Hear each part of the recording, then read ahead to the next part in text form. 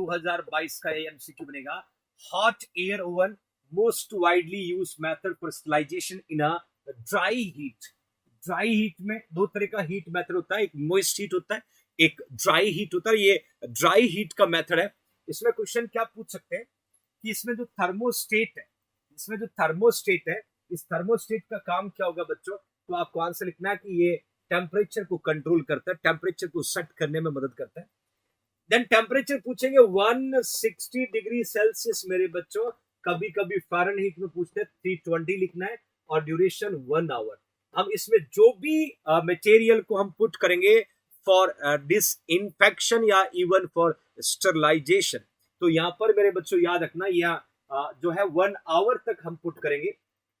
Then if temperature 180, temperature बढ़ाएंगे, duration कम हो जाएगी। कॉमन सेंस की बात है। मम्मी जो दूध गर्म करती है और अपन जो दूध गर्म करते हैं उसमें टाइम तो लगता है ना बच्चों। मम्मी जब दूध गर्म करती है तो 30 मिनट का टाइम लेता है, हमारे हम जब दूध गर्म करते तो 20 सेकंड का टाइम लगता है, क्योंकि मम्मी जब मिल्क को गर्म करती ना, होल्डिंग मेथड ऑफ पास्चराइजेशन को यूज करते हैं। हम जब दूध को गर्म करते ना, फ्लैश मेथड यूज करते हैं। 20 सेकंड में दूध गर्म। फर्क महसूस करेगा। मॉम जब मिल्क को गर्म करती तो 30 मिनट का टाइम लेता है, क्योंकि मम्मी दूध को अच्छे से गर्म करती है, उसको होल्डिंग मेथड ऑफ पास्चराइजेशन होता है। और हम जब दूध को गर्म करते हैं तो 20 सेकंड का टाइम लगता है, इसको फ्लैश मेथड बोलते हैं बच्चों, याद रखना। ये आपके नॉलेज के लिए बता रहा हूं, बट एग्जाम में अलग अलग फॉर्म में क्वेश्चन आपसे पूछा जा सकता है बच्चों।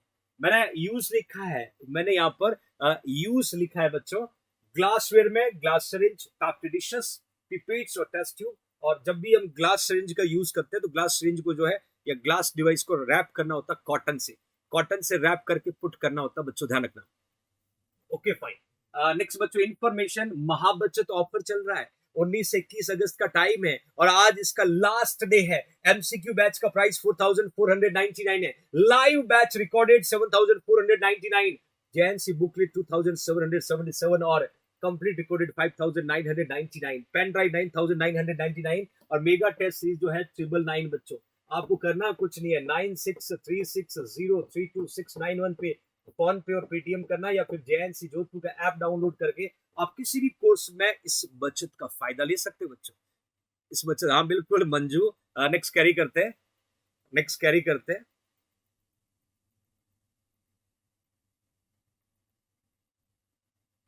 शुक्रिया सोलंकी काजल। नेक्स्ट देखिएगा बच्चों, व्हेन, बहुत मजेदार एमसीक्यू, फिर लिख रहा हूं नॉर्सेट, फिर लिख रहा हूं नॉर्सेट का एमसीक्यू बच्चों, नॉर्सेट 2022 का। अब बच्चे कहेंगे सर ये एमसीक्यू कहां से लिया है, नॉर्सेट के पेपर से लिया है क्या? ये एक्सपीरियंस, ये प्रेडिक्शन, ये नॉलेज, ये टीचिंग एक्सपीरियंस चीजें बताता है। और आप जिस दिन पेपर सॉल्व करोगे उस दिन आपको एहसास होगा कि सर ने जो नॉर्सेट 2022 लिखवाया है वो कितने सारे एमसीक्यू आपके पेपर में आपको देखने को मिल रहा है। शुक्रिया माय डियर शिल्पा। देखिए, when 16 cell stage occur after fertilisation, मैं कुछ फर्टिलाइजेशन के बाद के इवेंट की बात कर रहा हूं।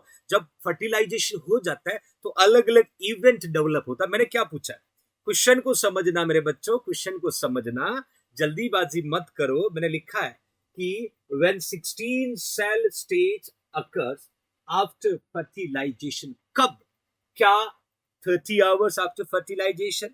शुक्रिया निकेश। क्या 40 to 50 आवर्स? मोरूला कौन पूछ रहा है, मोरूला कौन पूछ रहा है नालायक बच्चों? मैं क्वेश्चन को समझिएगा। 16 cell stage occur after fertilization कब होता है? 30 आवर्स के बाद में होता है, 40 to 50 आवर्स के बाद में होता है, 72 आवर्स के बाद में होता है, या 96 आवर के बाद होता है? ये आंसर है। शुक्रिया सुमन मेरा बच्चा। 4 आंसर, एक आपको बताना, एक राइट बताना। थैंक यू सुबू, शुक्रिया। चारों में से एक सही आंसर पुट करेगा, एक सही आंसर एग्जैक्टली क्या है बच्चों? मैंने कुछ बच्चों ने डे लिखा, बट मैंने जो आंसर लिखा उसी में से आप सही आंसर पुट करने की कोशिश करना। 30 आवर, 40 to 50, 72 और 96, डी पे आ गए आप। यही तो पूछना चाह रहा था मेरे फ्यूचर नर्सिंग ऑफिसर्स, जो आप ठीक से नहीं सुन रहे थे। 96 जो है, again absolutely correct answer. 96 hours, 16 cell stage, morula enter in the uterine cavity. आपको मैं ये पूछता ना कि 16 सेल स्टेज क्या है, तो आप मोरूला लिखते तो बहुत मजा आता, बट मैं ड्यूरेशन पूछ रहा था आपसे, आप मोरूला पे फंसे हुए थे। अब मैं बता देता हूं, अब जब बात आएगी, एक एमसीक्यू इस इंडेक्स से पक्का है, मतलब 500% पक्का, ये बता रहा हूं, नॉट 100, 500% करेक्ट है। इस इंडेक्स को देखना बच्चों, जैसे फर्टिलाइजेशन होता है 0 आवर्स, फर्टिलाइजेशन जो है जैसे डेवलप होता है almost day 15 from LMP, 30 hours after fertilization की बात करूं तो 2 सेल का ब्लास्टोमेरस डेवलप होता है बच्चों। 40 to 50 आवर्स की बात करूं 4 सेल स्टेज आता है। 72 आवर्स की बात करूं 12 सेल स्टेज आता है। मैंने आपसे पूछा था कि 16 सेल का जो 96 आवर्स के बाद आता है, जब मोरुला एंटर करता है यूट्राइन कैविटी, तो मेरे बच्चों 5th डे जो है ये ब्लास्टोसाइट डेवलप हो जाता है। 4 to 5th डेज में जोना पेलुसिडा डिसअपियर होता है। 5th to 6th डेज के अंदर ब्लास्टोसाइट अटैच होकर के एंडोमेट्रियल सरफेस पे चिपक जाता है। 6 to 7 डेज में डिफरेंशिएट हो जाता है सिस्टो और सिस्टोट्रोफोब्लास्ट, और 10th डे में जाकर के सिंथेसिस होने लग जाता है ह्यूमन कोरियोनिक गोनेडोट्रोपी बाय सिस्टोट्रोफोब्लास्ट, और finally 9th to 10th day है लेक्यूनर जो है नेटवर्क बनने लग जाता है बच्चों, नेटवर्क जो है वो डेवलप होने लग जाता है। इवेंट को याद कर लेना बच्चों, नॉर्थ सेट का एमसीक्यू आपको देके जा रहा हूं, नॉर्थ सेट के पेपर से सीधा एमसीक्यू आपके सामने है। ये इंडेक्स जो है जबरदस्त आंसर आपको मिल रहा है बच्चों। थैंक यू कृपा सुंदर व माय लविंग फाइटर्स। बच्चों आपकी बिल्कुल गुलेरिया साहब की बारे में बात करेंगे आगे, गुलेरिया साहब से मिलेंगे, बट ये आपको याद रखना, ये आपको याद रखना। नेक्स्ट एक बर्न का MCQ, find out the degree of burn, है ना। आपके सामने मैंने एक बर्न का इमेज दिया है, बर्न का इमेज दिया है my loving future, thank you भगवान। क्या लिखा हुआ है यहाँ पर, एक बर्न का फोटो है, इधर स्किन की लेयर है बच्चों, देखोगे तो एपिडर्मिस भी गया, डर्मिस भी गया, देखिए हाइपोडर्मिस भी गया, यहां तक जला हुआ है। और मैंने आपसे ये पूछा है कि ये कौन सा डिग्री ऑफ बर्न है, कौन सा डिग्री ऑफ बर्न है। Thank you Vishakha, which is the right answer, which is the right answer my loving future nursing officers. Utpala शुक्रिया मेरा बच्चा। बच्चों क्लास को लाइक करना ना भूले, बच्चे शिकायत कर रहे हैं क्योंकि मेरे फ्यूचर नर्सिंग ऑफिसर लगातार हर एक्टिविटी को वॉच करें, लाइक जरूर करें। अब आपके पास ऑप्शन है कौन सा डिग्री ऑफ बर्न है, आपने लिखा सर 4th डिग्री है। ग्रेट पार्टिसिपेशन, ग्रेट पार्टिसिपेशन मेरे future nursing officer, that is a 4th degree, बिल्कुल आपका सही आंसर है। 4th बोले या 3rd बोल सकते हैं, लास्ट डिग्री बोल सकते हैं जिसको, क्योंकि मेनली बर्न में 3 डिग्री हम पढ़ते हैं, जिसमें मेनली 3rd डिग्री हम कंसीडर करते हैं। तो 3rd डिग्री बर्न है, फुल थिकनेस हम बोल सकते हैं। मैंने लिखा है destroy deepest layer of skin and tissue beneath it. Depth जो है जहां डर्मिस गया, अंडरलाइन टिश्यू गया, पॉसिबल मसल्स भी गई, बोन भी गई, मतलब ये एपिडर्मिस सबसे ऊपर है, फिर डर्मिस है, फिर डर्मिस है, फिर हाइपोडर्मिस है, फिर मसल्स है, फिर बोन है, यहां तक जल गया, यहां तक जल गया बच्चों, that we can consider 3rd degree of burn. और याद रखिएगा क्लिनिकल फीचर में नो सेंसेशन, ये क्वेश्चन आता है, क्वेश्चन आएगा कि which degree of burn does not have sensation, इतना जल गया कि सेंसेशन का भी पता नहीं चल रहा है, तो आंसर लिखना 3rd डिग्री। हार्ड होगा, देन लीथर लाइक एस्कर, आपको दिखा नहीं ये Leathern like esker find out हो जाएगा। और पर्पल फ्लूइड के साथ साथ में हीलिंग जो है बहुत वीक और मंथ का टाइम ले लेगा बच्चों, बड़े लंबे समय का टाइम चाहिए हील होने में। That is the no sensation वाला क्वेश्चन जब भी आएगा तो एग्जाम में जरूर आपको पुट किया जाएगा बच्चों। ओके, नो सेंसेशन आपको याद रखना फ्यूचर नर्सिंग ऑफिसर्स। बड़ा मजेदार एमसीक्यू है, अगेन नॉर्थ सेट का दरवाजा खटखटाएगा।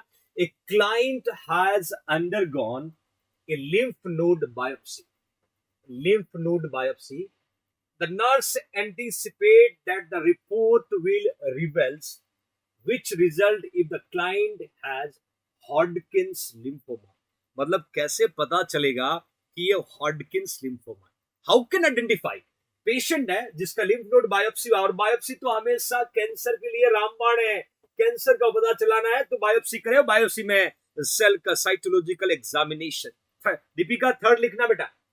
The nurse anticipate that the report will reveal, क्या कैसे पता चलेगा, ऑप्शन ए में लिखा हुआ है हमें रीड स्टर्नबर्ग सेल दिखेगा, क्या हमें रीड स्टर्नबर्ग सेल दिखेगा, क्या हमें फिलेडेल्फिया क्रोमोसोम दिखेगा, क्या हमें एप्स्टीन बार वायरस से पता चलेगा, या हमें हर्पीज सिंप्लेक्स वायरस। याद रखना, मैं बात करता हूं मेरे बदमाश बच्चों को, लिम्फोमा।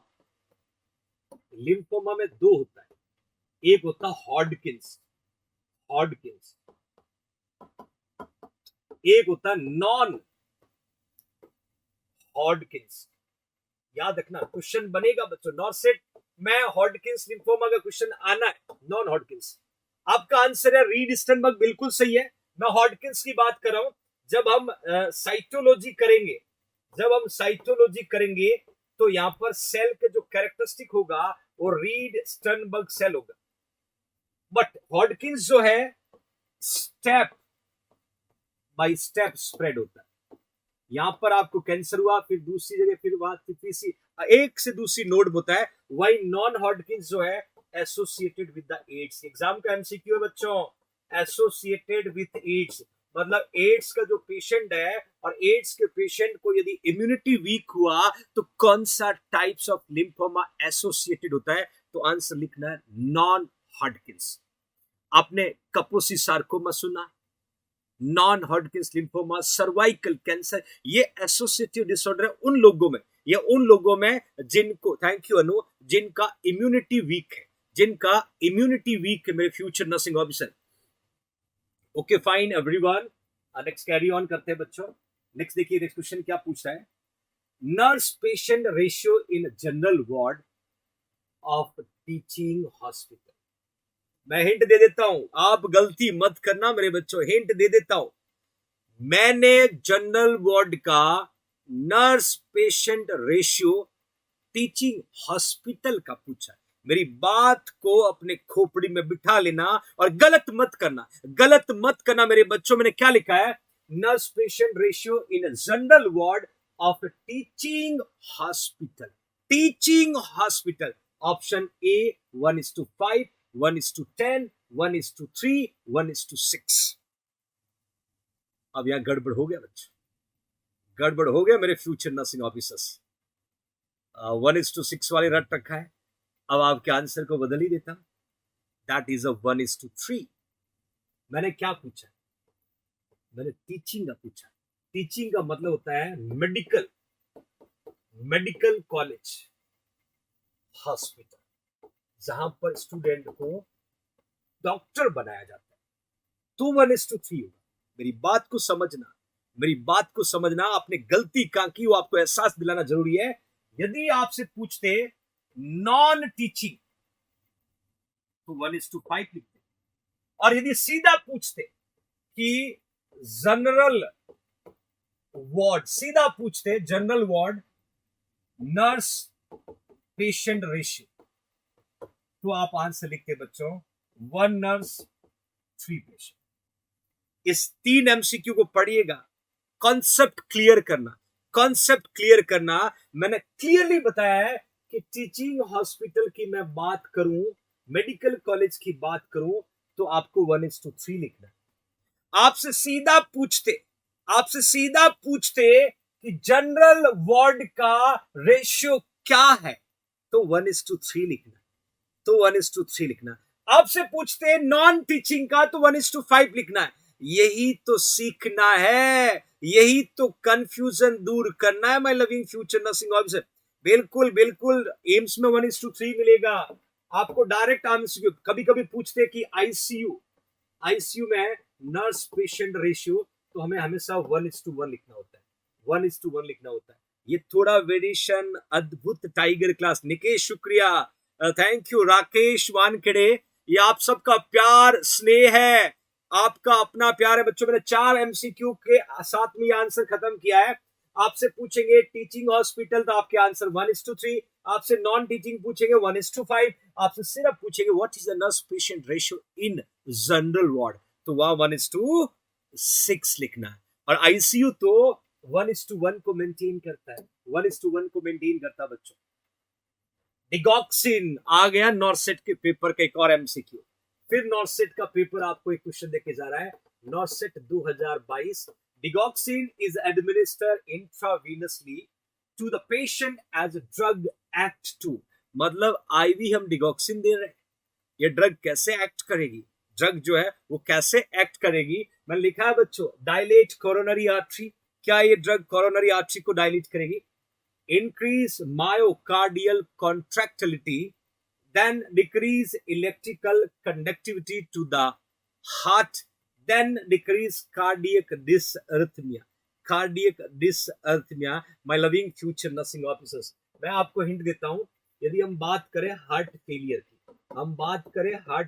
की, तो हार्ट फेलियर की ड्रग ऑफ चॉइस हम पढ़ते हैं वो है डिगॉक्सिन। वो कौन है बच्चों? वो डिगॉक्सिन ड्रग है जिसको हम ड्रग ऑफ चॉइस बोलते हैं। डिगॉक्सिन कौन सा ड्रग है? ये आइनोट्रोपिक एजेंट है। कौन सी है बच्चों? आइनोट्रोपिक। क्यों आइनोट्रोपिक इसको बोलते हैं? ये इंक्रीज करती है कार्डियक कॉन्ट्रैक्टिलिटी, ये कार्डियक कॉन्ट्रैक्टिलिटी को बढ़ाती है। The drug we can say inotropic, the drug we can say inotropic. अब आपको सही आंसर पुट करना है, आपको सही आंसर पुट करना, my loving future nursing officers, that you understand. बिल्कुल सही। Increase myocardial contractility, increase myocardial contractility. साथ में बता देता हूं, एग्जाम में कभी कभी पूछते हैं कि what is the normal therapeutic level of digoxin, कि डिगॉक्सिन का नॉर्मल थेराप्यूटिक लेवल कितना, तो आपको 0.5 से 2 नैनोग्राम पर ml हम लोग कंसीडर करते हैं। फिर आपसे पूछेंगे कि स्पेशली इस ड्रग का साइड इफेक्ट के रूप में, तो कभी कभी अर्ली डिगॉक्सिन टॉक्सिसिटी के लिए एनोरेक्सिया पूछते हैं। ये फर्स्ट सिम्टम भी है, इसको हम लोग कभी कभी एग्जाम में फिजिकल साइन बोलते हैं बच्चों, ये समझना होगा, कंफ्यूज मत होना। मैंने कहा early sign of digoxin toxicity anorexia का मतलब लॉस ऑफ एपेटाइट, और इसी को फर्स्ट साइन के रूप में पूछेंगे कि पहला साइन कौन सा है। पहला साइन पूछेंगे तो पहला साइन कौन सा है। कभी कभी पूछेंगे कि फिजिकल साइन कौन सा है, तो भी आपको आंसर एनोरेक्सिया लिखना है, तो भी आपको answer, my loving future nursing officer, anorexia लिखना है। फर्स्ट साइन के रूप में पूछे आपको, अर्ली साइन के रूप में पूछे तो भी आंसर एक लिखा। साथ में ये भी लिखा है कि यदि डिगॉक्सिन टॉक्सिसिटी है तो पेशेंट को क्या कॉज हो सकता है, hyperkalaemia, yellow green distortion around the light, जिसको हम जेंथोप्सिया बोलते हैं, और डिजी बाइंड फैब। ये हो गया इसका एंटीडोट, डिजी बाइंड फैब जो है एंटीडोट के रूप में यूज किया। क्वेश्चन और बनेगा, एक पूछेंगे कि जब भी पेशेंट को डिगॉक्सिन देना है तो कौन सी पल्स चेक करना है, एपाइकल। कितने टाइम पहले करना, 1 मिनट प्रायर। यदि आपको डिगॉक्सिन टॉक्सिसिटी से सबसे प्रिवेंट करना है तो एपाइकल पल्स चेक करना है। कितने टाइम पहले करना है, 1 मिनट पहले करना। यदि आपकी हार्ट रेट लेस देन 70 या कुछ बुक्स में लेस देन 60 है तो आपको स्टॉप कर देना है डिगॉक्सिन को। और ये प्राइमरी कंसर्न है to check, to monitor heart rate. समझ में आ रहा है future nursing officers? Okay fine, next carry करते हैं। नेक्स्ट क्वेश्चन क्या कहता है, बहुत मजेदार। और फिर लिख रहा हूं यहाँ पर नॉर्सेट की याद दिला रहा है। ये एमसीक्यू सीधा मुझे कह रहा है कि सर मैं आऊंगा तो बेटा आजा। जेएनसी के बच्चे तैयार हैं। The upper floating part in iceberg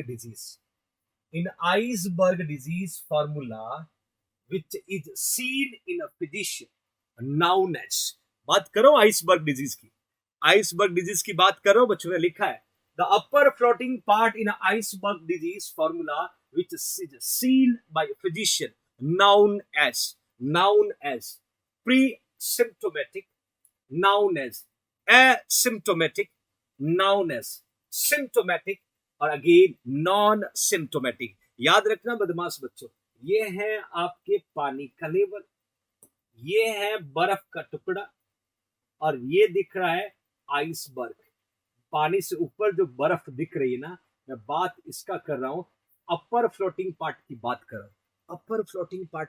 हूं बच्चों। मैंने पूछा है upper floating part in iceberg disease formula seen by physician, क्या बोलेंगे? अपर पार्ट का मतलब जिसका पता चल चुका है। मैं थोड़ा सा आंसर पूछ के आपको, सिम्टोमेटिक आप लिख रहे हो, सी लिख रहे हो, और आपका सी आंसर बिल्कुल सही है। आपको मैं दिखाना चाहता हूं, ये देखिए आइसबर्ग, मतलब एक पानी का लेवल है, ये आइस जो है पानी के अंदर है, ये टुकड़ा बाहर दिख रहा है। जो बाहर दिख रहा मतलब डेथ, बीमार कौन कौन से, विजिबल केसेस, मतलब जैसे कहा कि भाई डायबिटीज है, तो ये कंफर्म वो केस है जिसको डायबिटीज है, क्लिनिकल इलनेस।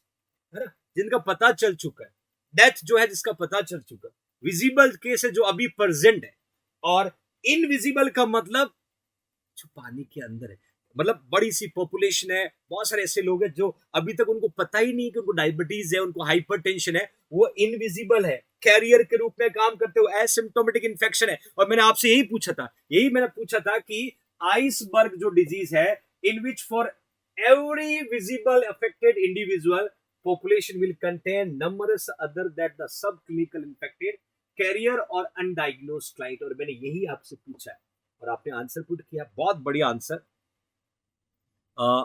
एक और एमसीक्यू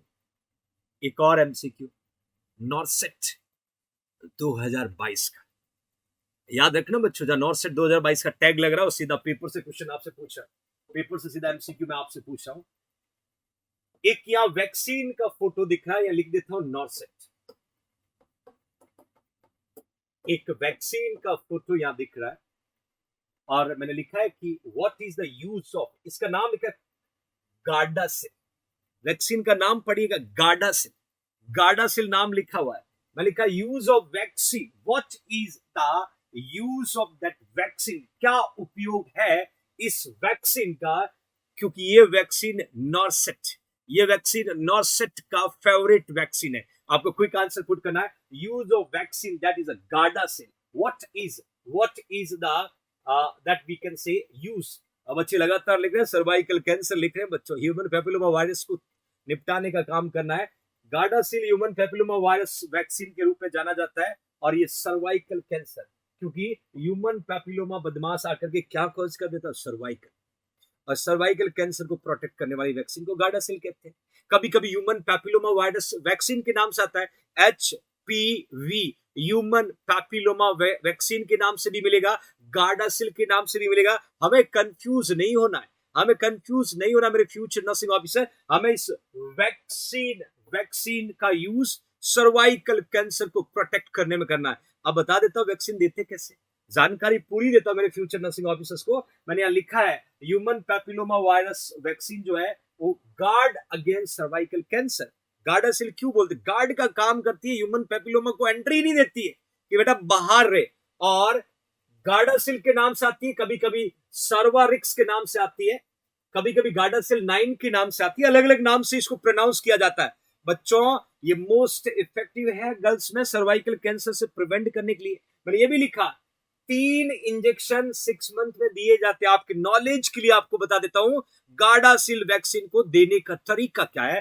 तो इसको हम जब एडमिनिस्टर करेंगे 3 अलग अलग टाइम में इंजेक्टेबल फॉर्म में देंगे। जैसे मैंने लिखा है फर्स्ट डोज 11 से 12 ईयर ऑफ गर्ल्स की उम्र जब 11 से 12 साल की है तो पहला डोज दे देंगे, पहला डोज हम दे देंगे when the girls does have 11 to 12 year of age, but second dose after first dose, मतलब फर्स्ट डोज के 2 मंथ बाद, फर्स्ट डोज के 2 मंथ बाद हम लोग सेकेंड डोज देंगे। देन थर्ड डोज जो है वो देखिए, थर्ड डोज जो है 6 मंथ फर्स्ट डोज, मतलब फर्स्ट डोज के 6 मंथ बाद में, फर्स्ट डोज के 6 महीने बाद में, इस तरीके से 3 डोज दिए जाते, 3 डोज दिए जाते। मैं लविंग फ्यूचर नर्सिंग ऑफिसर, बच्चों लगातार बच्चे कह रहे हैं एक लाइफ तो बनता है। देखिए बहुत सारे लोग जो है वो अदर नर्सिंग कोचिंग के टीचर्स हो सकते हैं, स्टूडेंट हो सकते हैं, बट पढ़ाई के मामले में जहां अच्छा कंटेंट मिल रहा है वहां हमेशा सम्मान होना चाहिए। तो लाइक तो बनता है बच्चों, like it everyone right now, like it. Next एक और इंपॉर्टेंट बात आपको बता देता हूं, गार्डासिल की बच्चों में लिखा है यदि किसी पेशेंट को देंगे तो पेन होगा, स्वेलिंग होगा, ईचिंग, रेडनेस इंजेक्शन साइट पे होगा, बट प्रेग्नेंट वुमेन्स में कॉन्ट्रा इंडिकेटेड है ये वैक्सीन, नहीं देना, never administer during pregnancy.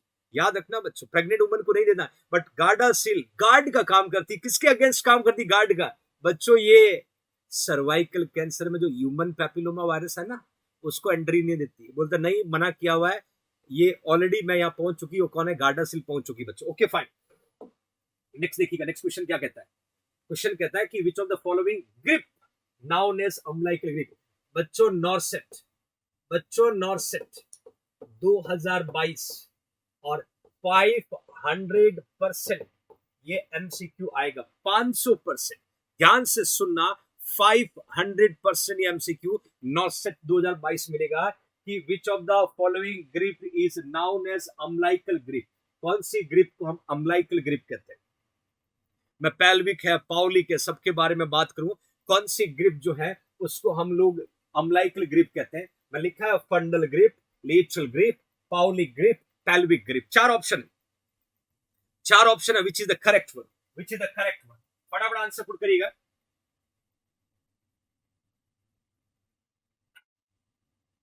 That is a fundal grip, lateral grip, Paulic grip, pelvic grip. Which grip we can consider umbilical grip? तो चारों option है और फटाफट आंसर पुट करने की कोशिश करना। लेटरल आप लगातार लिख रहे हैं, लेटरल आपका आंसर आ रहा है। बच्चे बी आंसर लिख रहे हैं।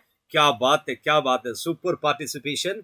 और यहाँ पर आपका आंसर जो है बिल्कुल से मैं थोड़ा सा और इमेज बेस्ड आंसर के रूप में ले चलता हूं। आप इस पिक्चर को थोड़ा सा देखना बच्चों, इस पिक्चर को ध्यान से देखना, मैंने यहां मेंशन किया है। पिक्चर को ध्यान से देखिए बच्चों। Here you can see my loving future nursing officers. यहां मैंने मेंशन किया, सबसे ऊपर लिखा ऑब्स्टेक्टिकल ग्रिप और लियोपोल्ड मैनोवर। ये एग्जाम में बनते हैं क्वेश्चन बच्चों। लियोपोल्ड मैनोवर का फोटो आपके सामने पुट किया है। मैंने जो क्वेश्चन पूछा था ना ये है, मैंने जो एमसीक्यू पूछा था ना ये है लेटरल ग्रिप वाला। अब मैं आपको दिखाता हूं, ध्यान से देखना बच्चों, ध्यान से देखना। फंडल ग्रिप जिसको फर्स्ट लियोपोल्ड बोलता है, दिस इज योर फंडल ग्रिप। ये हिस्सा होता है ना funds. When you palpate the mother during pregnancy, when we do the abdominal examination, जब हम abdominal examination करते हैं ना, प्रेजेंटिंग पार्ट कौन सा है, लाइव कौन सा है ना, एक एक फीटल हार्ट रेट भी हम सुनने की कोशिश करते हैं। तो दैट इज अ फंडल ग्रिप जो है, बेबी को हम फंडस की तरफ से यदि पैल्पेट करते हैं। दूसरा मैंने अभी आपसे पूछा था लेटरल ग्रिप जो है, जिसको सेकंड लियोपोल्ड कहते हैं बच्चों। जो साइड से आप देखिए बेबी को दोनों तरफ से हाथ पुट करके हम लोग बच्चे को जो है पैल्पेट करते हैं। देन बच्चों पाउलिक ग्रिप को थर्ड लियोपोल्ड कहते हैं, और बच्चों फाइनली pelvic grip जिसको फोर्थ लियोपोल्ड कहते हैं, towards your pelvic, that is your paulic। ये कभी कभी तो लियोपोल्ड का क्वेश्चन बनता है और कभी कभी ग्रिप का नाम पूछते हैं। सिंपली फंडल, लेटरल, पाउलिक और we can say pelvic। First, second, third, fourth Leopold. You should try to remember, ये याद रखना है। नॉर्सेट के पेपर का एमसीक्यू आपसे पूछ रहा हूं फ्यूचर नर्सिंग ऑफिसर्स, ग्रिप पे क्वेश्चन बनेगा, आपको याद रखना। Fundal grip first Leopold, lateral grip second Leopold, Pawlik grip ध्यान से देखना, पाउलिक थर्ड लियोपोल्ड और पेल्विक ग्रिप फोर्थ लियोपोल्ड। हुआ ना याद? फोटो आ सकता है, नाम पूछ सकते हैं, आपके पास तो आंसर होना चाहिए बच्चों। या बिल्कुल one hand, absolutely fine my loving future nursing officers. अगला क्वेश्चन कहता है the theme of nurses day 2022। नॉर्सेट का दरवाजा फिर खुलेगा इसी एमसीक्यू के साथ। What is the theme of Nurses Day in a 2022? 2022 का theme, the balance of mind, body and spirit, nursing the world to health, a vision for future health care, a vision for future health care, या invest in nursing and respect right to secure global health। अपने nursing effort को invest करें और global health को secure कर ले, global health को secure कर ले बच्चों। आपसे ये क्वेश्चन मैं पूछ रहा हूं, the theme of nurses day 2022, what is it? We have four option, clear answer put करने की कोशिश करिएगा। Which is the right answer? D लिख रहे हैं, invest nursing to respect and secure the global health. क्या बात है, बहुत अच्छे मेरे फ्यूचर नर्सिंग ऑफिसर्स। मैं बता देता हूं, ये आपका थीम है 2022, ये थीम है 2021, that is a 2020, this one 2019। मैंने लगातार 4 साल का थीम पुट किया है। रिसेंटली जो आपको एग्जाम में पूछते हो हमेशा अपडेट। एक और बात बताऊं, कभी कभी क्या पूछते पता बच्चों, कि नर्सेस डे का जो थीम होता है ना, कौन देता है? वी आर इंडियन, हम हर जगह WHO चिपका देते हैं, यहां अलग है। यहां कौन देगा? International council of Nursing are responsible to given theme of nurses day. याद रखना, या WHO को लेके मत आना। WHO बहुत सारे थीम देता है, बट अपने नर्सिंग प्रोफेशन का थीम जो है, और ये इंटरनेशनल काउंसिल ऑफ नर्स देता है, ICN देता है। मैं थोड़ा सा ICN के बारे में बताना चाहूंगा, बट आपको यहाँ याद रखिएगा, ICN देता है international council of nurse, INC नहीं देता बेटा, ICN देता है। ICN international council of nurse, मेरे future nursing officer, not Indian nursing council. Yes, that I want. अब एक बात बताऊं, इंटरनेशनल काउंसिल ऑफ नर्सिंग में थोड़ा अभी बदलाव आया है। हम लोग बहुत कम होते हैं रेगुलेटरी बॉडी को देखते हैं, ICN है, INC है, SN है, TNAI है ना। बट मैं आपको बताना चाहता हूं, क्योंकि हम नर्सिंग के कॉम्पिटिटिव एग्जाम की तैयारी कर रहे हैं, तो हमें अपने प्रोफेशन की रेगुलेटरी बॉडीज के बारे में गहरी जानकारी होनी चाहिए। क्या बदलाव, वो भी हमें होना चाहिए। तो मैंने आपके सामने एक आंसर पुट कर दिया है। एक महिला दिख रही, बहुत खूबसूरत महिला है, सर में घने सफेद बाल है, और साथ में इंटरनेशनल काउंसिल ऑफ नर्सिंग मैंने लिखा है, जो एस्टेब्लिश और फाउंडेड कब हुआ, 1899 हुआ, और हेडक्वार्टर इसका जिनेवा स्विट्जरलैंड में है। बट मेरे बच्चों, ये पद जो है, ये अभी नया पद भरा गया है, डॉक्टर पामेला सिप्रियोना। डॉक्टर पामेला, याद रखना, doctor Pamela, she is supremo of nursing profession. देखिए, हर एक पार्टी का सुप्रीमो होता है, नर्सिंग प्रोफेशन का सुप्रीमो पूरे वर्ल्ड में इंटरनेशनल काउंसिल ऑफ नर्स की प्रेसिडेंट डॉक्टर पामेला। कैनेडी हट गया, स्मृति कैनेडी चले गए, कैनेडी चले गए। यही तो होता update information, my loving future nursing officer. Doctor Pamela आज के टाइम में ICN की प्रेसिडेंट है, ICN की प्रेसिडेंट है। ये होता अपडेट नॉलेज मेरे फ्यूचर नर्सिंग ऑफिसर्स के लिए। डॉक्टर पामेला, एक खूबसूरत महिला, सफेद घने बाल, ब्लैक ब्लेजर के साथ में, जिसको हम सुप्रीमो कह सकते हैं, सुप्रीमो नर्सिंग प्रोफेशन की, है ना। हर एक पार्टी का सुप्रीमो होता है, but that we can say that is the supremo of nursing profession. और ये MCQ बन सकता है, कैनेडी नहीं है भाग्यश्री, अभी अभी बदलाव आया है। यही तो खासियत आपके JNC के YouTube क्लासेस में, हर अपडेट कंटेंट आप तक डिलीवर करने की कोशिश करते हैं, आपको आगाह करते हैं कि ये नया है, ये पूछा जा सकता है, ये बदलाव आता है। इसीलिए तो आज सबसे टॉप का YouTube चैनल आप लोगों ने क्यों बनाया, क्योंकि ये मेहनत आप तक पहुंच रही है, आपको प्राउड फील होता है कि sir such great participation. Thank you everyone. Next carry करते हैं बच्चों, नेक्स्ट क्वेश्चन की तरफ बढ़ता हूं। Dengue shock syndrome is characterized by following except. Again मजेदार क्वेश्चन। मैंने आपको शुरू में कहा था कि मैं एक्सपेक्ट और एक्सेप्ट वाले क्वेश्चन जरूर पूछूंगा। या मैंने क्या बोला है कि डेंगू शॉक सिंड्रोम, ये कहें तो डेंगू है ना, डेंगू का कॉम्प्लिकेशन हम कह सकते हैं, डेंगू का कॉम्प्लिकेशन हम कह सकते हैं। और मैं इसलिए कह रहा हूं, फिर लिख रहा हूं नॉर्सेट डेंगू का एक MCQ पूछेगा आपसे, नॉर्सेट डेंगू के एक MCQ पूछेगा आपसे। डेंगू शॉक सिंड्रोम के सारे कैरेक्टरिस्टिक है, एक को छोड़ के। ऑप्शन A हिपेटोमेगली, जिसको कहते हैं enlargement of liver. Option B pleural effusion. Option C thrombocytopenia. Option D decrease haemoglobin. कौन सा कैरेक्टरिस्टिक डेंगू शॉक सिंड्रोम का नहीं है। ये MCQ मैंने पूछा है, ये MCQ मैंने आपसे पूछा, आपको आंसर पुट करना है। Hepatomegaly, pleural effusion, thrombocytopenia, decrease haemoglobin. बच्चों, अब आपको आंसर पुट करना है, एक आंसर। शुक्रिया Saroj Swami, finally we reach 5K, thank you so much. 4 option है, क्विक आंसर पुट करिएगा।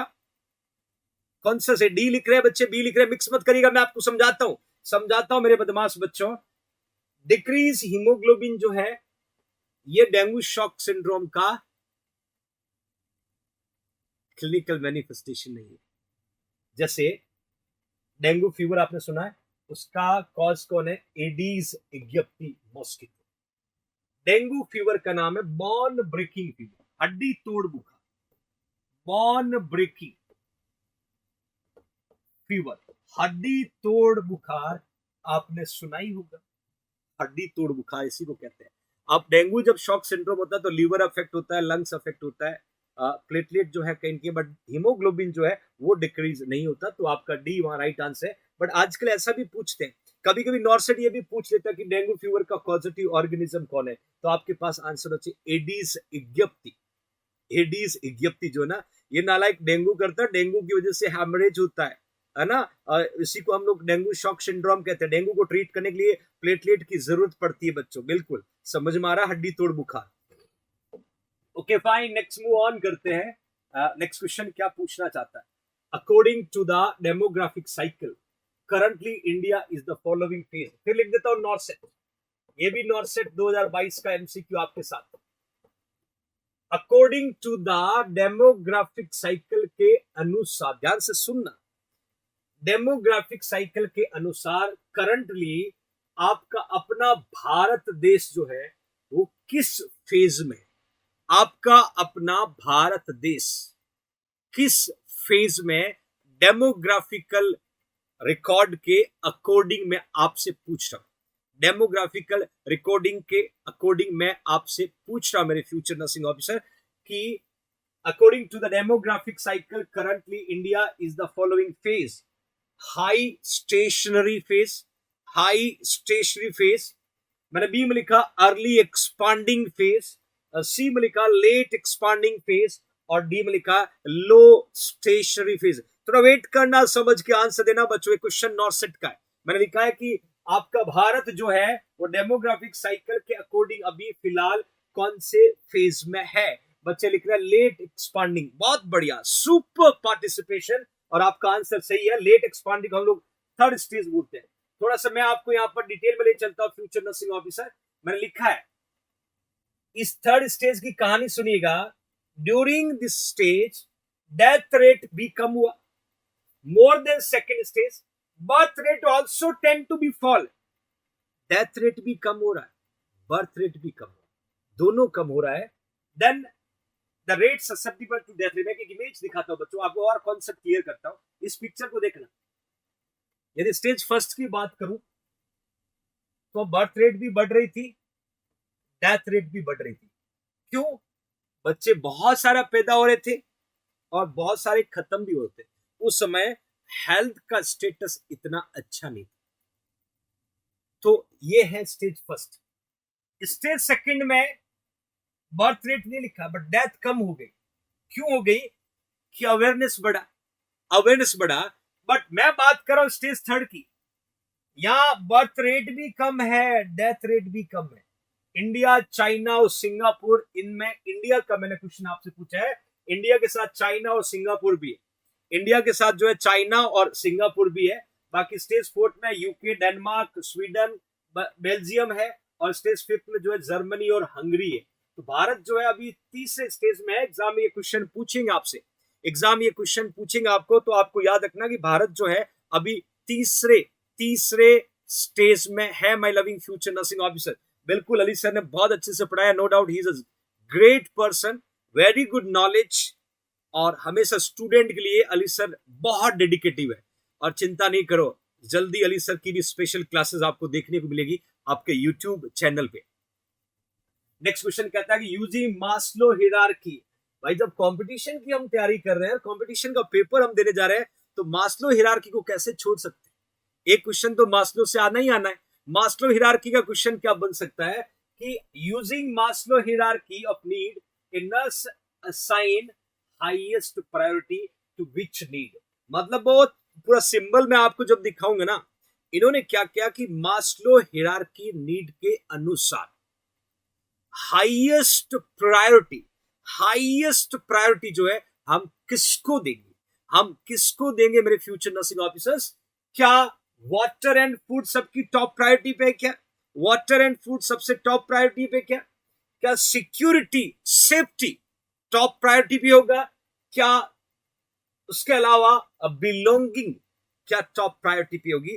अब चार ऑप्शन है, मुझे इसी में से आंसर बताओ। बाकी physiological, pathological, self esteem, self actualization, ये नहीं पूछ रहा हूं मैं आपसे। मैंने इस क्वेश्चन में चार ऑप्शन दिया, वो मुझे आंसर पुट करेगा कि मास्लो हायरार्की नीड जो है डियर नस, कौन सी प्रायोरिटी पे, हाईएस्ट प्रायोरिटी पे कौन सी नीड आएगी चारों में से जो बहुत जरूरी है? वाटर जरूरी है, ऑक्सीजन जरूरी है, सेक्स जरूरी है। तो डेफिनेटली आपको आइडिया लग गया होगा।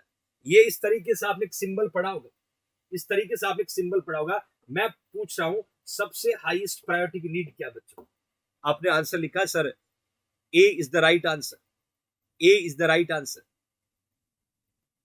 ऑलवेज राजेंद्र जाटव, बिल्कुल बच्चों। वाटर एंड फूड, मैं बताना चाहता हूं ये आपके सामने मास्लो हिरार्की है। फिजियोलॉजिकल जो है हमेशा हम कहते हैं कि टॉप प्रायोरिटी की नीड होती है, जहां पर आपको एयर जरूरी है, आपको वाटर जरूरी है, आपको फूड जरूरी है, आपको शेल्टर, स्लीप, क्लोथ, रिप्रोडक्शन। एक और ऐड कर दूं,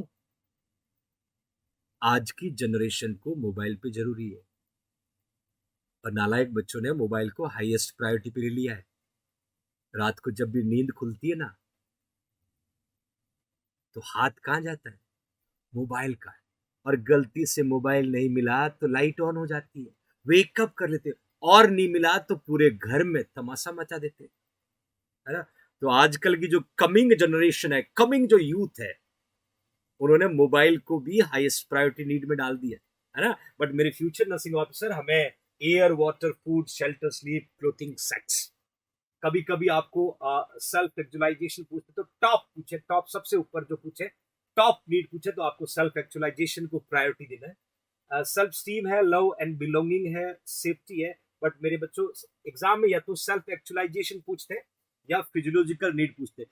कभी कभी हाईएस्ट प्रायोरिटी लिखते हैं और कभी कभी टॉप लिखते हैं। एक ये वर्ड में वेरिएशन, ये जो है वर्ड में वेरिएशन आपको देखने को मिल सकता है। अब बच्चों नॉर्सेट क्वेश्चन पूछ रहा है, तो एक मजेदार एमसीक्यू यहाँ पर ध्यान से देखिएगा। कैसे नॉर्सेट पूछे बिना रह सकता है। यहाँ एक इमेज मैंने दिया है, इस इमेज को देखना, मैं लिखा फाइंड आउट इट। ध्यान से फोकस करना। इधर मेरा टारगेट लिखा हुआ है, इधर उसकी एक्टिविटी लिखा हुआ है, इधर एक +4 पे गोला बनाया हुआ है, साथ में यह लिखा हुआ वायलेंट। इधर -5 पे गोला बनाया है, साथ में लिखा है अनअराउजेबल, अनअराउजेबल, अनअराउजेबल। क्या है ये? क्या है मेरे बच्चों, बताइए फटाफट, ये क्या है? मतलब कौन सा स्केल है? शॉर्ट फॉर्म तो दिख रहा होगा। कौन सा स्केल है my learning future nursing officer? आपको आंसर पुट करना। शुक्रिया वर्षा, आपको आंसर पुट करना बच्चों, कौन सा स्केल है? ABCD ऑप्शन नहीं है, बिल्कुल बिल्कुल मेरे बच्चों, RASS लिखा हुआ है। Richmond agitation sedation scale, Richmond, Richmond agitation sedation scale, और इसको कहते हैं एजिटेशन और सिडेशन लेवल को। एग्जाम में क्वेश्चन ऐसा आएगा, एग्जाम में क्वेश्चन ऐसा आएगा कि एग्जैक्टली जो रिचमंड एजिटेशन सडेशन स्केल है, इसका यूज क्या है? तो आप लिख सकते हो सडेशन को मेजर करना। यदि पेशेंट वायलेंट है, वायलेंट है, वायलेंट, तो समझ जाना हमें +4 देना। और पेशेंट जो है कोई रिस्पॉन्स नहीं कर रहा है, अराउजल है, हमें -5 देना है। क्वेश्चन कैसे पूछा जा सकता है कि according to Richmond agitation sedation scale, patient score is +4, what will indicating violent, violent indicating। ये इस तरीके क्वेश्चन आपसे पूछा जा सकता है बच्चों, इस तरीके से क्वेश्चन आपको पूछा जा सकता है। कभी कभी अनअराउजल की कंडीशन है तो भी आपसे पूछा जा सकता है, तो दैट यू शुड पुट। आपको समझ में आ रहा है? अच्छा बताओ बच्चों, मजा आ रहा है? आज के एक एक एमसीक्यू ने आपको ये एहसास दिलाया, yes I ready to crack NORCET 2022, yes और नो? आने वाले एमसीक्यू और मजेदार है। 4 घंटे की मैराथन क्लास का संघर्ष हो रहा है मेरे बच्चों, अभी तो शुरुआत है, अभी बहुत कुछ पढ़ना है। गुलेरिया जी दिख गए राज को, बिल्कुल गुलेरिया जी की याद नहीं आए और नॉर्सेट के एग्जाम दे सकते, कैसे हो सकता है? यहां लिखा मैंने all India institute of Delhi के बारे में, location new Delhi, AIIMS Delhi जो न्यू दिल्ली में है, एस्टेब्लिश 1956 में हुआ, एस्टेब्लिश 1956 में हुआ। और ये गुलेरिया साहब कोविड में इतना धमाका किया इन्होंने, हर बच्चे की जुबान पे आ गया गुलेरिया जी। तो मुझे भी लगा कि गुलेरिया जी को याद कर ले, पेपर के क्वेश्चन तो वहीं से निकाल रहे हम लोग, है ना। तो गुलेरिया जी नाराज ना हो, इसलिए मैंने पूछ लिया कि गुलेरिया साहब आप अभी भी एम्स दिल्ली के डायरेक्टर हो, कोई शक नहीं है। जब कोविड का जिक्र होता था तो डायरेक्टर साहब का स्पीच जरूर आता था। तो ये एम्स दिल्ली के डायरेक्टर है। कभी कभी ऐसा पूछेंगे, who is the director of AIIMS Delhi, तो doctor Randeep Guleria, doctor Randeep Guleria, he is the director of AIIMS और एस्टैब्लिश हुआ एम्स दिल्ली 1956 में बच्चों। ओके फाइन, नेक्स्ट बच्चों, नॉर्सेट मेगा टेस्ट सीरीज, जिन्होंने थ्योरी पढ़ लिया, एमसीक्यू सॉल्व कर लिए, अब उनको चाहिए बच्चों को प्रैक्टिस, और प्रैक्टिस के लिए चाहिए अच्छी टेस्ट सीरीज। और टेस्ट सीरीज में 38 तो मेगा पेपर है बच्चों। ये मेगा पेपर जो है सब्जेक्ट और यूनिट वाइज है, साथ में 16 मॉडल पेपर है, और इन पेपर में 180 तो नर्सिंग एमसीक्यू है, 20 जीके के हैं बच्चों, और सबसे खास बात 3 आवर का टाइम है, 1/3 माइनस मार्किंग है। वो कहते हैं ना कि प्रैक्टिस मेक मोर परफेक्ट, जितना आप प्रैक्टिस करोगे उतने आप इंटेलिजेंट बनोगे, उतने आप परफेक्ट बनोगे। तो ये टेस्ट सीरीज आपके नॉर्थ सेट का सिलेक्शन और आसान कर सकते हैं, और आसान कर सकते हैं बच्चों। तरीका सिंपल है, 9636032691 पे, 9636032691 पे फोन पे और पेटीएम करें, या जेएनसी जोधपुर का ऐप डाउनलोड करें बच्चों। नेक्स्ट देखिएगा, अगेन नॉर्सेट का एमसीक्यू, अगेन नॉर्सेट का एमसीक्यू मेरे बच्चों, नॉर्सेट 2022 का क्वेश्चन देखिएगा। यहां पर एक इमेज दिया हुआ, आप मुझे आइडेंटिफाई करके बताइएगा। ऐसा कोई पेपर नहीं गया जिसमें नॉर्सेट ने इस इमेज और इससे रिलेटेड क्वेश्चन नहीं पूछा, ऐसा कोई पेपर नहीं गया। और ये फिर से आपसे पूछेंगे, future nursing officers, which is the correct word, find out everyone. Image आपको दिख रहा है, इसका नाम मुझे आप बताइएगा, आप इसका नाम बताइएगा। ये कौन सा मेथड ऑफ O2 एडमिनिस्ट्रेशन है, कौन सा मेथड ऑफ O2 एडमिनिस्टर है? नेजल कैनुला आप लिख रहे हैं, बिल्कुल आपका आंसर एब्सोल्युटली करेक्ट है। मैं बताना चाहता हूं, एक तो ये डिस्पोजेबल है, एक बार यूज किया डिस्पोज कर दिया, दूसरा 1.5 सेंटीमीटर लॉन्ग इसका प्रॉन्स है। ये जो दिख रहा है, जो नोज के अंदर हम इंसर्ट करते हैं, ये 1.5 सेंटीमीटर का प्रॉन्स है बच्चों। साथ में use for low medium concentration 24 to 44%। मतलब सीधा आपसे पूछेंगे फ्लो रेट क्या है, मतलब बच्चों फ्लो रेट जो है 1 to 6 है, फ्लो रेट जो है 1 to 6 लीटर, 1 to 6 लीटर पर मिनट इसकी फ्लो रेट है। मतलब आपके सामने मैंने मेंशन कर दिया 24 से 44% पर मिनट ये आपको ऑक्सीजन देगा। ये आपको ऑक्सीजन, इसका फ्लो रेट कई बार पूछा गया है कि नेजल कैनुला से ऑक्सीजन देते समय पर मिनट क्या फ्लो रेट होना चाहिए। आपको 1 to 6 लीटर तो याद है, कभी कभी परसेंटेज में पूछते तो 1 litre nasal cannula given 24% of oxygen. एक और बात आपको बता देता हूं, आपसे पूछे सीओपीडी का पेशेंट है, नेजल कैनुला से पेशेंट को ऑक्सीजन देना है, तो लिखना not more than 2 litre, not more than 2 litre पर मिनट। ये क्वेश्चन आता है, 2 लीटर पर मिनट से ज्यादा नहीं देते हैं, because patient does not have capacity to adopt more oxygen. तो ये याद रखना है कि जब भी सीओपीडी का पेशेंट है तो 2 लीटर से ज्यादा नहीं देते हैं। एमआई का पेशेंट है तो हम एमआई वाले पेशेंट को नेजल कैनुला के द्वारा ऑक्सीजन दिया जाता है, नेजल कैनुला के द्वारा ऑक्सीजन दिया जाता है। तो ये मामला समझना मेरे बच्चों, ये लिखा है 1 to 6 litre, 24 to 44%, 1 litre given 24%, 2 litre given 28%, 3 litre given 32%, 4 litre given 36%, 5 litre given 40%, 6 litre given 44%। Understand? Okay fine. Next MCQ की तरफ बढ़ते हैं। क्वेश्चन क्या पूछना चाहता है, क्वेश्चन क्या कहता है, when assessing a client who has had spinal anaesthesia. फिर नॉर्थ सेट वाला एमसीक्यू आ गया बच्चों।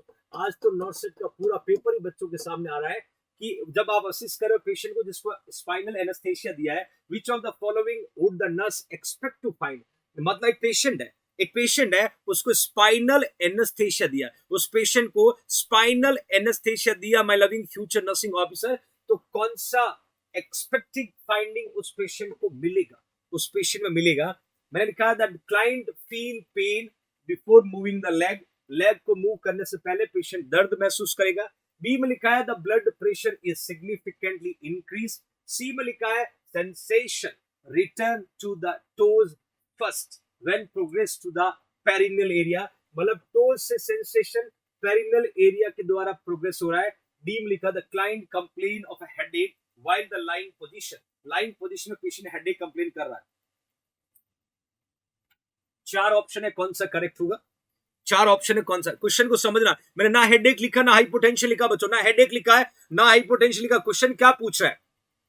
जब आप असिस्ट करें उस पेशेंट को जिसको स्पाइनल एनेस्थेसिया दिया, which is the following would the nurse expect to find, उस पेशेंट में क्या फाइंडिंग डियर नर्स एक्सपेक्ट करेगी, क्या फाइंडिंग डियर नर्स एक्सपेक्ट करेगी, ये एमसीक्यू मैंने आपसे पूछा है।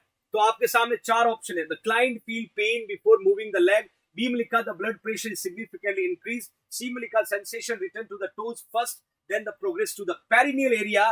बच्चों सेंसेशन जो है ना वो कहां से आ रहा है? वो सबसे पहले टो से स्टार्ट हो रहा है और किधर आ रहा है बच्चों? वो पेरिनियल एरिया के द्वारा आ रहा है। इसका मतलब आप जो है वो स्पाइनल एनेस्थेसिया के पेशेंट है। बच्चों ने डी लिखा है, क्या लिखा कि हेडेक करेगा जब लाइंग पोजीशन। अरे नालायक बच्चों, मैंने क्या लिखा है? एक पेशेंट है, स्पाइनल एनेस्थेसिया दिया हुआ है, अब डियर नर्स एक्सपेक्टिंग फाइंडिंग में क्या पता करेगी, ये क्वेश्चन पूछा है, ये क्वेश्चन पूछा है। डी में लिखा है कि headache while the client lying position, वो कॉम्प्लिकेशन है, बट मैंने आपसे इस कंडीशन का क्वेश्चन पूछा है, मैंने आपको कंडीशनल एमसीक्यू पूछा है, और कंडीशनल एमसीक्यू का आंसर देना होगा तो यू शुड गिव लाइक कि सेंसेशन जो है पहले टो में आएगा। टो का मतलब होता है अंगूठा, अंगूठा सुना? अंगूठा, पैर के अंगूठे को टो कहते हैं, है ना? आप सोचेंगे टो कहां से लेके आगे सर, दैट इज अंगूठा, we can say toe my loving future nursing officers. Okay fine, तो that you understand everyone. Next देखिएगा, नेक्स्ट देखिएगा बच्चों, कुबलर रोज कैसे छोड़ सकते हैं नॉर्सेट के एमसीक्यू को, कैसे छोड़ सकते हैं बच्चों नॉर्सेट 2022 को। Kubler Ross 5 successive stage of death and dying are, मतलब कुबलर रोज के स्टेज पूछे, कुबलर रोज के 5 उस सक्सेसिव स्टेज के बारे में आपसे पूछ रहा हूं, 5 सक्सेसिव स्टेज के बारे में पूछ रहा हूं। Anger, bargaining, denial, depression, acceptance. Then denial, anger, depression, bargaining, acceptance, denial, anger, bargaining, depression, acceptance, और बार्गेनिंग, डिनाइल, एंगर, डिप्रेशन और एक्सेप्टेंस। याद करिएगा डाबडा, डाबडा की फुल फॉर्म आप मुझे बताओ मेरे बच्चों, आपको मुझे पता है डाबडा पता है, बट डाबडा की फुल फॉर्म लिखिएगा, डाबडा की फुल फॉर्म कौन सी करेक्ट होगी, that I want from everyone. You know everyone, Dabda is a correct. Kubler-Ross given Dabda. What is the full form? What is the full form? Which one is correct? Which one? Thank you, Krupa. Which one is the correct? Dabda की full form पढ़िएगा। अब आपने डाबडा लिख के काम चलाना चाहेगा, but मैं तो चाहूंगा आप राइट आंसर पुट करिएगा, चारों में से एक सही आंसर को पुट करिएगा, कौन सा होगा? आपको डाबडा की फुल फॉर्म याद है तो आपके पास आंसर भी होगा बच्चों, A, B, C, D. Which one is a correct? Which one is correct? कहीं डिनाइल लिखा हुआ है डाबडा में, बिल्कुल which is a correct one, अब बताइए ना, डाबडा तो सबको पता है, सही कौन सा है? डाबडा का फुल फॉर्म पूछा मेरे फ्यूचर नर्सिंग ऑफिसर्स। सी आप लिख रहे हैं, सी आप लिख रहे हैं, क्या बात है, बिल्कुल। मैं आपको थोड़ा और क्लियर करना चाहता हूं, देखिए डिनाइल का मतलब होगा the doctor is wrong, accept नहीं, डॉक्टर ही गलत है, ऐसा हो ही नहीं सकता, एक्सेप्ट नहीं कर, डिनाइल कर रहे। एंगर का मतलब इट्स अनफेयर, व्हाई मी, मेरे साथ ही क्यों हुआ है, तो गलत है, ये मेरे साथ ही क्यों हुआ, ये गलत है, that is the anger, anger. Then लिखा बच्चों मैंने bargaining, I will be kinder if I can just live to see my grandson graduate, काश ग्रेजुएट होने वक्त तक देखता तो अच्छा रहता, बार्गेनिंग करा कि नहीं तो इतना जल्दी क्यों गया, तो यार तू थोड़ा ग्रेजुएट हो जाता, मैं तेरे को ग्रेजुएट होते हुए देखना चाहता था, तो that we can say bargaining. Then बच्चों नेक्स्ट लिखा मैंने depression, what the point of living another day, अब क्या है, अब नहीं जीना यार, बहुत हो गया है ना, that things we can say, that is a depression. और acceptance, I will have a good life, it's okay, भगवान का इतना ही आशीर्वाद था, अब जो दिन बचे उसको जीना है, गुड लाइफ जीनी है ना। देखिए इस तरीके से आपको याद रखना, डिनाइल, एंगर, बार्गेनिंग, डिप्रेशन और we can say acceptance by loving future nursing officers. तो डाबडा जो है सब लिखने से काम नहीं चलता, डाबडा जो है लिखने से काम नहीं चलेगा, आपको आपको याद करना पड़ेगा इसकी एग्जैक्टली फुल फॉर्म क्या बच्चों। बिल्कुल धीरेन्द्र यादव, गेट ओपन हो चुका है, जैन आर्मी आ रही है। अरे मेरे फ्यूचर नर्सिंग ऑफिसर्स, एक बात और बताऊं आपको, ये तो पहली टाइगर क्लास है, अभी तो कई धमाके होने बाकी है, और आपको उस लेवल की तैयारी करवा दूंगा बच्चों। तो नॉर्सेट में आंसर लिखते समय जो 4 ऑप्शन दिखेंगे ना, आपको आपका जेएनसी, आपके जेएनसी की टीम, आपके ऑफिसर को याद करोगे, ये राइट आंसर, ये राइट आंसर, बोला सर हो गया। बस 2-3 चीजें ध्यान रखना मेरे बच्चों, माइनस मार्किंग पे कंट्रोल रखना, ओवर कॉन्फिडेंट मत होना, आपको आंसर पता होगा, मुझे पूरा भरोसा है, बट आपको सब्र रखना है, 4 ऑप्शन पढ़ना है, क्वेश्चन से पूछना कि तू क्या चाहता है भाई, क्या पूछना चाह रहा है, और ये छोटी छोटी चीजें जो आपको याद रखना है। जैसे ही आपको 4 ऑप्शन पता चलेगा आपको राइट आंसर मिलेगा, पर हमें ज्यादा खुशी जो है वो पेपर के बाद डिस्कस करना है, पेपर हॉल में नहीं करना है, वह एक्साइटेड नहीं होना है, ओवर एक्साइटमेंट नहीं होना है, वह सिर्फ क्वेश्चन पे फोकस।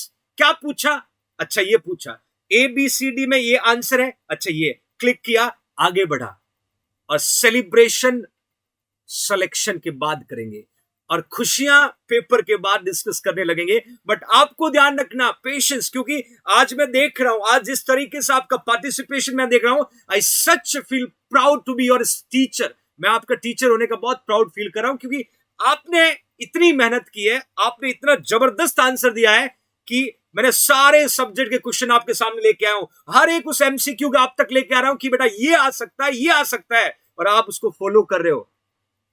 अब नॉर्सेट वालों को सोचना है कहां से पूछे, हमने तो रिसेंट डाटा भी पढ़ रहे हैं, हम जीके भी पढ़ रहे हैं, हम गवर्नमेंट की स्कीम भी पढ़ रहे हैं, हम गवर्नमेंट के सेंट्रल गवर्नमेंट के नए पद पे विराजमान बड़े बड़े लोगों का नाम भी याद कर रहे हैं, हम एम्स के बारे में भी पढ़ रहे हैं, हम नर्सिंग के सारे सब्जेक्ट पढ़ रहे हैं। अब कहां से पूछेगा, हम वीडियो देख रहे हैं, हम इमेज पढ़ रहे हैं, हम थियरी के प्रायोरिटी MCQ पढ़ रहे हैं, हम एक्सपेक्ट और एक्सेप्ट वाले MCQ पढ़ रहे हैं, अब कहां से पूछेगा। और that is a way how to passionate and do hard work, crack NORCET. और ये पैशन लगातार चाहिए बच्चों। अगली क्लासेस मैंने कहा था ना, कल ही सुबह 8 बजे से 10 बजे क्रैश कोर्स से सीधा लाइव आऊंगा आपके साथ, 10:30 बजे से 12:30 बजे कुमाऊं से लेके आ रहे हैं इमरजेंसी की क्लास आपके लिए। अब आपको दिल खोल के बैठना है कि जो कंटेंट मिलने वाला है वो सुपर कंटेंट होगा, और इससे नॉर्सेट का दरवाजा तो खुलेगा ही खुलेगा बच्चों। मैं नेक्स्ट कैरी ऑन कर रहा हूं, नेक्स्ट एक और नॉर्सेट का MCQ लेके आया बच्चों। इस इमेज को देखना, फाइंड आउट करना, इस इमेज को देखना, एक पेशेंट लेटा हुआ है, एक डिवाइस का यहाँ यूज हो रहा है, और डिवाइस से पेशेंट के एब्डोमेन पे कुछ देखा जा रहा है। अगेन फाइंड आउट करिएगा इस डिवाइस का नाम क्या है, इस डिवाइस का नाम पता लगाइएगा बच्चों। What is the name of the device, quick answer put करने की कोशिश करना फ्यूचर नर्सिंग ऑफिसर। इस डिवाइस का नाम आपसे पूछा है, इस डिवाइस का नाम आपसे पूछा है, फटाफट आपको आंसर देना है, कौन सा सही होगा और कौन सा सही होगा। मैंने कोई ऑप्शन नहीं पुट किया है, डॉपलर आप लिख रहे हो, USG आप लिख रहे हो, एक आंसर आपसे मुझे चाहिए। मैं 4 से 5 क्वेश्चन यहाँ देख के आगे जाना चाहता हूँ बच्चों, फटाफट लिखिएगा। NST मशीन नहीं है, बिल्कुल नहीं है। डॉपलर आपका काफी हद तक सही हो सकता, बिल्कुल आपका आंसर जो है फीटल डॉपलर मशीन। अब यहाँ क्या क्या क्वेश्चन बन सकते हैं ये अपनी खोपड़ी में बिठाने होंगे बच्चों। मैं फीटल डॉपलर मशीन आपको दिखा रहा हूँ, और फीटल डॉपलर मशीन के द्वारा क्या क्या हम देख सकते हैं। मैंने लिखा है कि हमें फीटल की हार्ट बीट को डिटेक्ट करना है, कब, प्रीनेटल केयर। प्रीनेटल का मतलब बच्चा पैदा होने से पहले का पीरियड, इंट्रानेटल का मतलब जब बेबी डिलीवर हो रहा है, पोस्टनेटल का मतलब बच्चा डिलीवर होने के बाद का पीरियड। तो हम बात करें प्रीनेटल मतलब डिलीवरी से पहले की हम बात करें, तो यहाँ लिखा मैंने 10 से 12 वीक में हम बच्चे की हार्ट रेट का पता लगा लेते हैं डॉपलर से। 10 से 12 वीक डॉपलर की बात करो। एक और दिमाग में क्वेश्चन चल रहा ना कि सर हम लोग स्टेथोस्कोप से कब पता लगाएंगे, तो मेरे बच्चों 18 से 20 वीक। नॉर्सेट के फेवरेट क्वेश्चन है ये, नॉर्सेट पूछता है डॉपलर